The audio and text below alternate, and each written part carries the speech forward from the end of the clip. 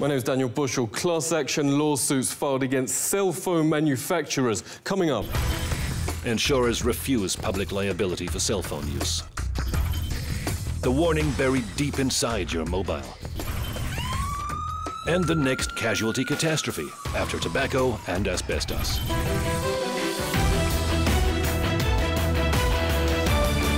I would hold my cell phone here, and the tumor was right there. I always held it on my right side, right here.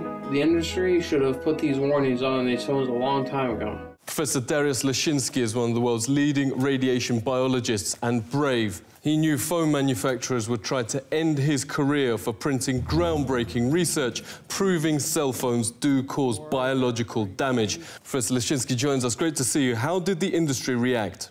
So far, I think I didn't experience any smear campaign. But in my case, it was just that the industry used the influence to prevent funding of my research projects. Studies like Professor Leszczynski's now allow top neurosurgeons to issue a stark cell phone warning. It's essentially cooking the brain. Ellie Marks's husband, Alan, suffered serious memory loss after years of using a mobile. At 2 a.m. one night, he had a massive seizure. Surgeons found a tumor the size of a golf ball right where he held the phone. Ellie, thank you so much for joining us. Why are you and so many others suing the industry? There's many, many, many others that are already deceased from this, that are dying from this, younger than my husband. There's some, some as young as 28 who are deceased, and their neurosurgeons actually told them that it was probably their cell phone use. We had about 20 cities and states that wanted to legislate as San Francisco had, and they were all threatened with lawsuits by this industry. This is a photo of Brett Bocook's brain. The top quarter responsible for body balance has had to be removed after surgeons found this vast tumor right where he held the phone. A US national rowing champion, now he can barely move. Brett, great to speak to you. Tell us about the class action lawsuit against the phone industry. The only way you can really educate the public against big business is through lawsuits. That wasn't until the district attorneys in the United States sued and got involved and sued the cigarette industry that there was they had to pay millions and millions, hundreds of millions of dollars for public education as to the dangers of smoking. That's what's going to happen with cell phones. It's just unequivocal, categorical that these things cause cancer. And it's also, they don't want you to know that. This is on the same trajectory as smoking, because if you look at smoking in the 60s, they had doctors coming on TV and on print saying, hey, smoke Marlboro or smoke this brand because it's good for your cough. And see how well Camels agree with your throat. A Winston, America's best-selling, best-tasting filter cigarette. More dangerous for children because their skulls are a lot thinner. At least you can't buy cigarettes unless you're 18, but you can go, a 5-year-old could go and buy a phone. Phone manufacturers' young children are targeted. There are now working cell phones even for babies. The Glow phone is for kids maybe 5 to 8, and the Fly phone is for tweens. Samantha Miller's funeral was on her 18th birthday. Phone use through childhood first gave her headaches, reports the Daily Mail, then the brain tumour that killed her. In the West, brain tumours have overtaken leukemia, notes Senator Lynn Allison, as the #1 child killer illness. But doctors warn that's the tip of the iceberg. Clinical studies find young men who keep phones in their pockets have much lower chances of producing offspring, while women often store them on their chest. I would just tuck it right in to my bra. Tiffany France got breast cancer aged just 21, right where since childhood she's stored her phone.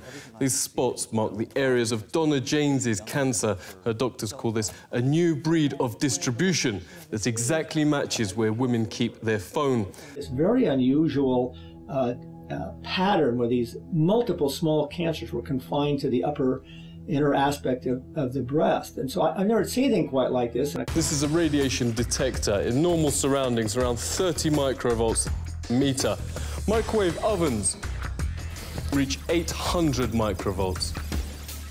Wi-Fi routers use the same radiation technology. Loading a film on a tablet PC reaches 2,000.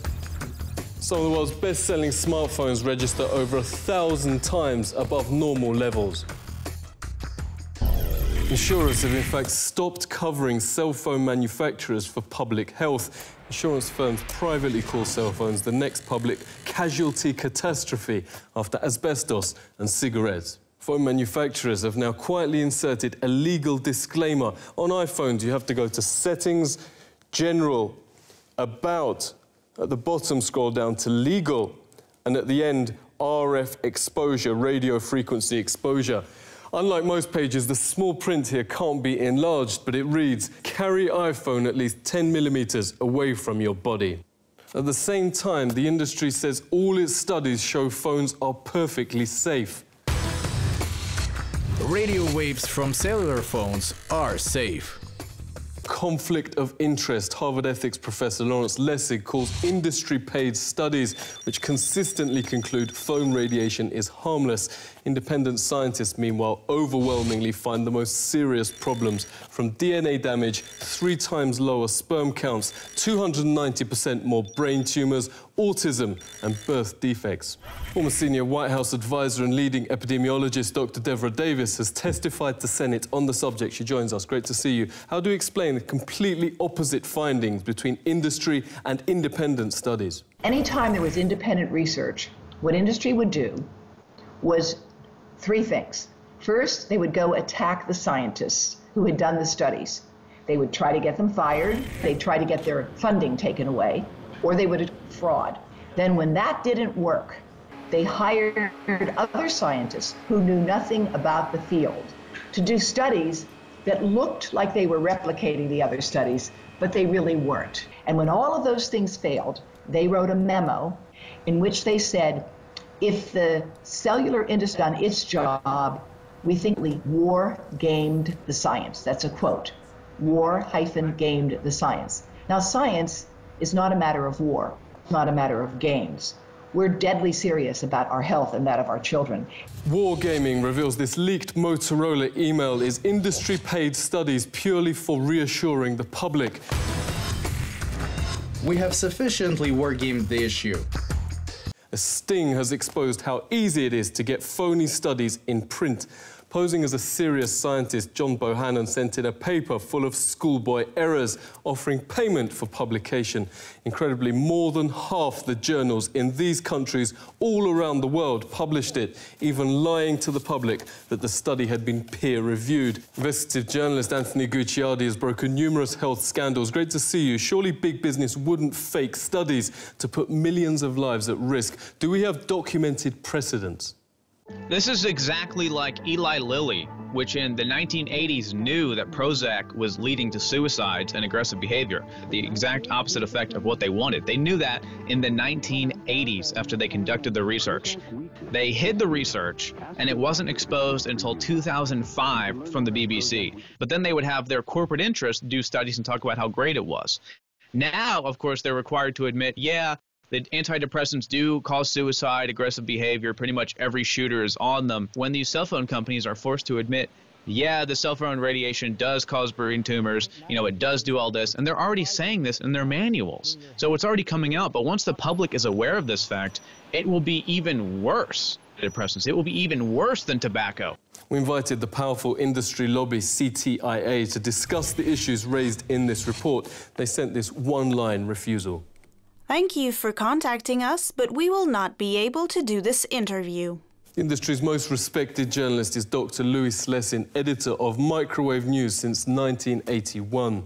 Louis, great to speak to you. There seems to be a parallel universe, what the industry says and everyone else. The whole system is broken. People are not being told the truth. It's crazy. You know, it's easy to say we made a mistake on tobacco after we know that tobacco is killer. The point is to take action. Actions being taken outside the US. France is moving schools back from Wi-Fi to cabled internet. Countries from Germany to Israel and Finland are moving to stop cell phone sales to kids. But Obama just made industry chief lobbyist Thomas Wheeler head of the regulator itself, the FCC. A former administration official calls it another astonishing conflict of interest. So doctors who want parents at least informed of cell phone dangers to their kids say they aren't holding their breath. Seek truth from facts. This is The Truth Seeker.